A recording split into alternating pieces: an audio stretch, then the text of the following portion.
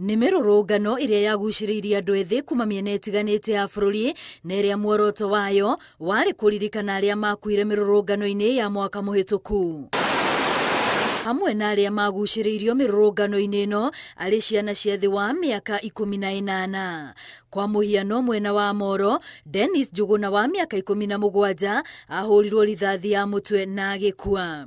Ilikuwa na only one gunshot wound, and this one gunshot wound ilikuwa upande wa mbele wa kichwa, halafu ikatokea upande wa nyuma. Ngero orote no niyo yatungirio Brian Ndung'u wa ũkũrũ wa mĩaka 17 kuma Mĩrangi-inĩ Ol Karau, na ũrĩa ũrerĩkana akuire kumana na nguraro cia rithathi.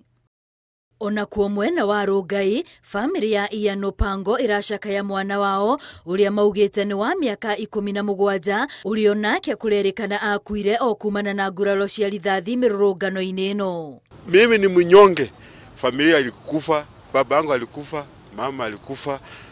Mtoto kama mtoto wa miaka 17 angeinua maisha yangu. Amwe arĩa marahonokire gĩkuũ na nguraro matinerica guoko kwa watho.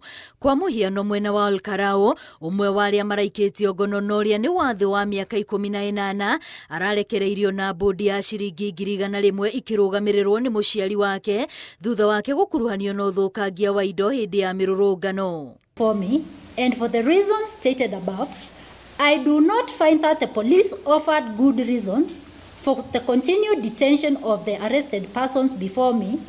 Famĩlĩ ici igĩthiĩ na mbere na gũthingata kĩhoto, kĩũria kĩnene arĩ no ũbatiĩ kuoya wũigĩrĩrĩki wa ũgitĩri wa ciana ici.